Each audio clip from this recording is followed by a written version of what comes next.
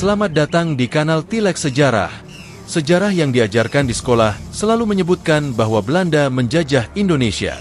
Tapi, benarkah Belanda benar-benar menjajah kita selama itu? Ataukah ada fakta lain yang selama ini tersembunyi?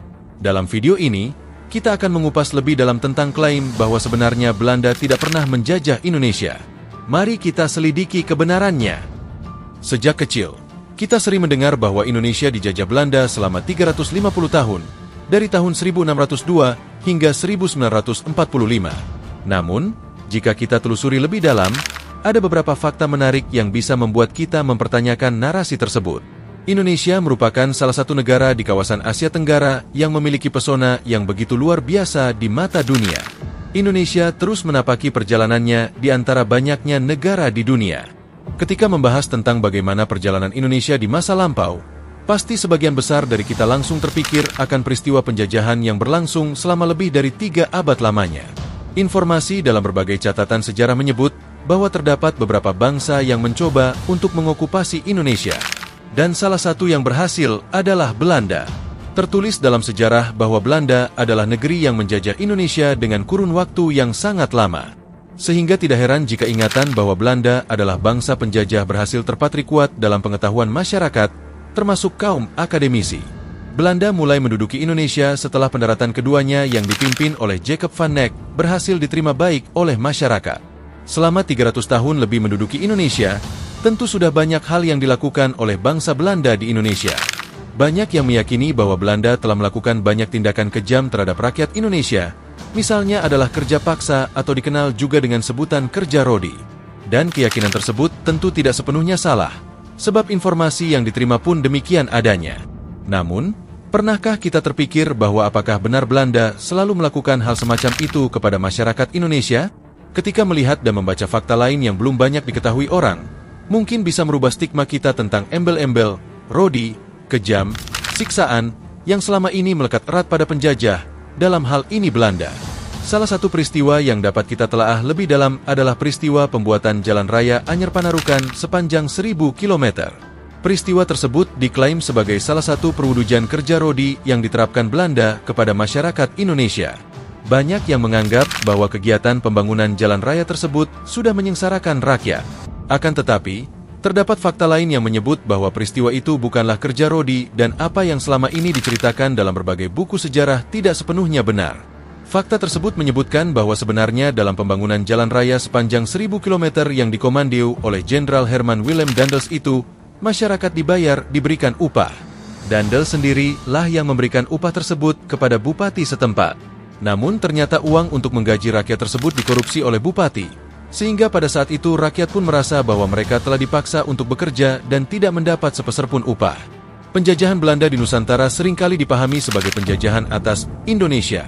Namun secara historis dan logis, istilah ini menimbulkan pertanyaan mendasar, terutama jika dilihat dari sudut pandang ilmu mantik atau logika.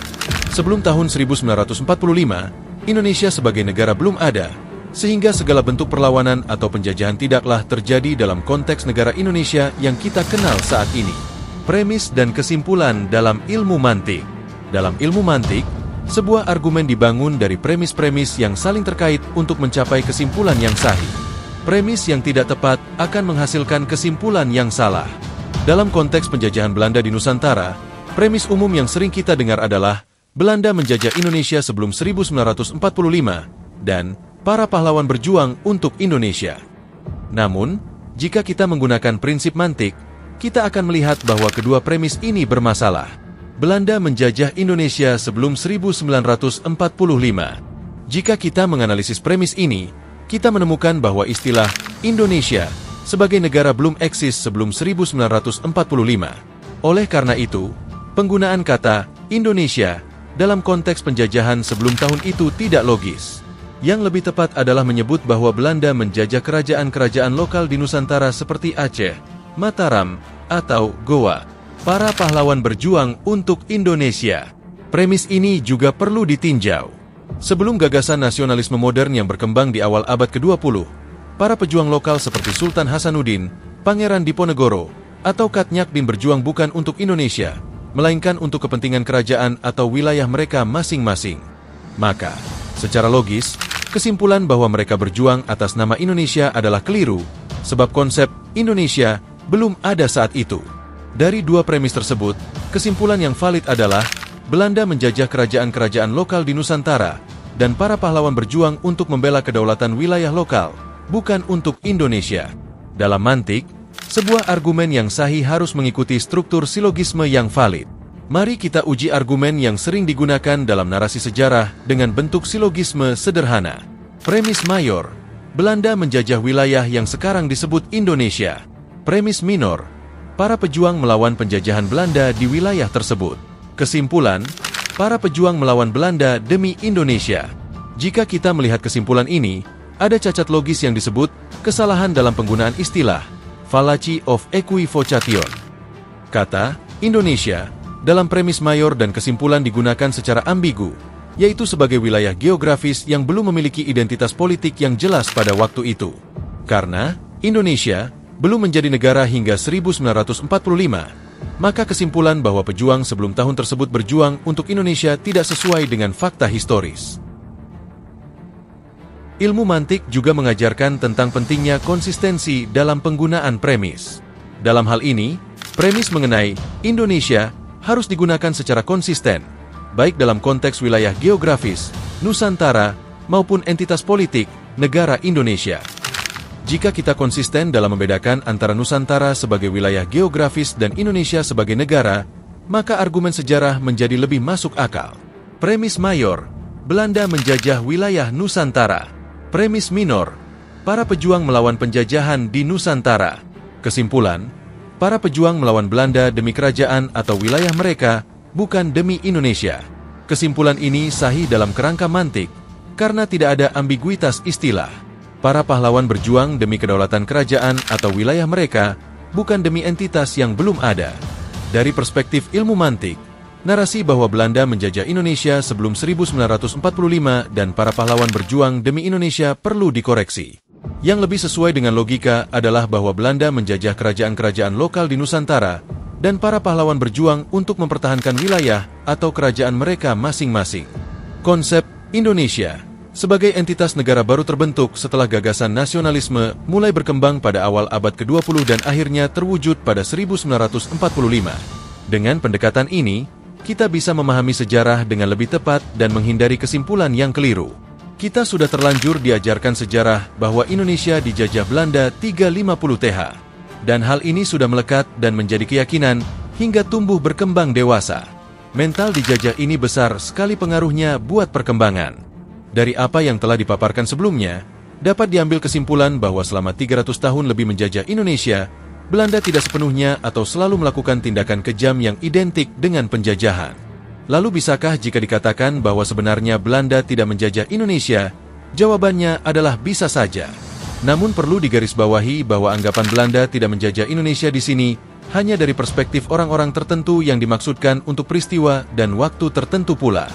Jadi, anggapan Belanda tidak menjajah Indonesia di sini tidak dapat diartikan bahwa Belanda memang benar-benar tidak melakukan penjajahan. Selain itu, fakta penjajahan Belanda yang berlangsung selama lebih dari 3 abad lamanya juga tidak dapat dielakkan dengan begitu saja. Fakta-fakta yang mengungkap sisi lain kondisi di masa itu adalah menjadi jalan lain dalam memahami sejarah, bukan untuk mengelak atau menyimpulkan sejarah dengan mudah. Dan satu hal yang penting yang perlu diingat dari sejarah adalah tidak ada yang bisa memastikan bahwa apa yang tertulis memang benar adanya. Apa yang terjadi pada Indonesia di masa lalu memanglah kelam, dan tidak ada rekaman konkret yang bisa menjelaskan dengan faktual.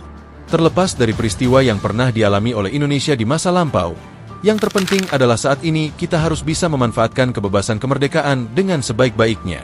Kita harus menjadikan Indonesia sebagai negara yang lebih baik dan terus maju berkembang. Karena kita sangat lemah soal sejarah hingga teknologi berkembang pesat, beberapa ilmu kajian sejarah makin mudah diakses. Namun tidak mudah untuk terima begitu saja. Tetap harus difilter dan disaring dengan kajian darah dari sumber sejarah YG lain. Ambil sisi baiknya dan buang sisi buruknya.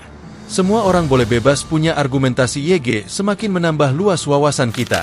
Berikan komentar dari berbagai sudut pandang kajian sejarah YG, semua komen pendapat dari kawan-kawan akan semakin menambah ilmu dan pengetahuan sejarah kita semua. Jadi, apakah benar Belanda menjajah Indonesia selama 350 tahun? Jawabannya tidak sesederhana yang kita bayangkan.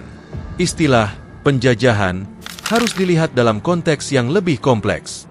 Sebagian besar wilayah Nusantara baru jatuh ke tangan Belanda secara efektif pada abad ke-19. Sementara sebelumnya, banyak kerajaan lokal masih berdaulat dan melawan pengaruh Belanda. Mitos sejarah ini mungkin muncul untuk membangun semangat nasionalisme. Namun penting bagi kita untuk memahami sejarah dengan lebih kritis dan berdasarkan fakta. Bagaimana menurut kalian? Apakah kita harus merevisi cara kita memahami sejarah Indonesia? Beri pendapat kalian di kolom komentar.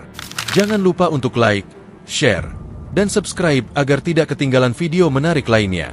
Sampai jumpa di episode berikutnya.